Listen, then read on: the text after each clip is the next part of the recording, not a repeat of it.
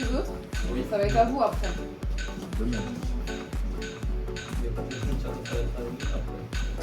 Ok, on arrête, les pompiers arrivent, ils vous remplacent. Quelle est la seule personne qui peut faire arrêter le massage cardiaque? Ça, on va l'arrêter. Non. Non, le médecin de l'intervention. C'est pas quelqu'un de la famille, c'est pas un pompier, c'est pas un médecin qui passe dans la rue, c'est le médecin de l'intervention. Je vous remercie. Joyeuse session, merci. Merci. Parce que vous n'avez pas pu aller chercher, qu'est-ce que vous faites? Vous faites 5 séries de 30, 30, 30, 30, 30, 30. Ça fait à peu près 2 minutes et si vous êtes deux, vous vous relayez. Quand on fait un massage cardiaque correct, on remplace le cœur à 30%. Donc il faut masser le mieux possible. 10 secondes, il ne respire pas, qu'est-ce que je fais? Il ne respire pas, donc on va être en PLS. On appelle les pompiers, on passe un message. La première chose à faire, c'est passer le message. Donc j'ai un téléphone, je passe le message. Et ensuite, comme c'est un enfant et que son arrêt cardiaque est souvent dû à un problème ventilatoire, j'ai commencé par faire 5 insufflations starter, ce qu'on appelle le bouche à bouche. Je libère les voies aériennes, je pince le nez, j'ouvre la bouche et je viens plaquer ma bouche autour de la bouche de la victime. Et j'insuffle 5 fois, lentement et régulièrement. Pas trop fort. Si j'envoie trop fort, ça va rentrer dans l'estomac, ça va faire vomir la victime. C'est pas global. Okay. Donc là, 5 fois. Une fois que j'ai insufflé 5 fois, je peux dégager ici. Je mets le doigt sur la pointe inférieure du sternum. Le sternum, c'est l'os qui sépare les côtes ici. Je mets mon bras à côté et je comprime. Et 1, et 2, et 3, et 4, et 5. Chez l'enfant, je comprime avec un seul bras. Si j'en mets 2, ça va être trop fort. Je vais lui masser la colonne vertébrale, pas le cœur. Donc je comprime à un bras. Chez l'enfant, j'en fais 15.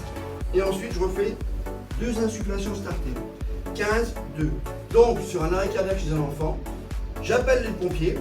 Et ensuite, 5 insufflations starter. Et ensuite, 15, 2, 15, 2, 15, 2. Entre les omoplates,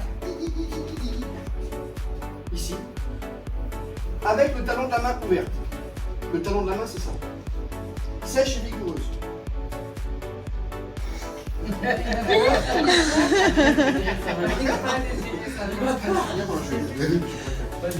Pourquoi je mets ma main ici?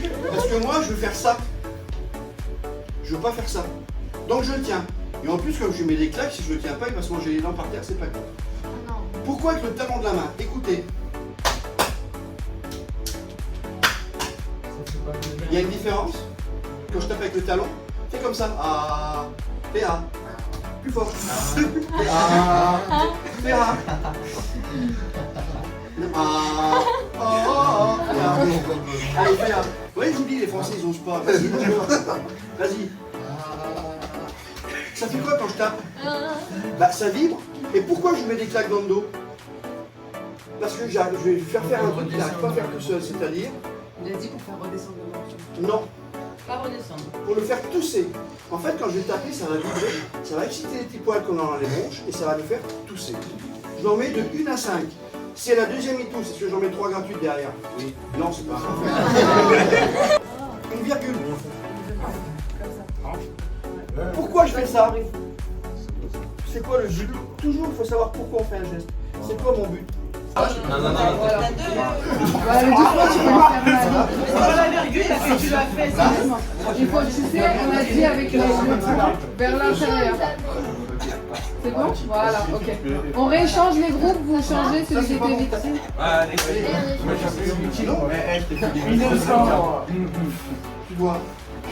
Mohamed, c'est bon. Ah non, Mohamed, c'est pas bon. Mohamed, allez, Amar, tu passes devant. Allez, Amar. Tu poses. allez. Et là, Et ceux qui sait tout, vous mettez vos mains là, Amar, au niveau du cou. Quand je suis comme ça, et moi je traverse. Là.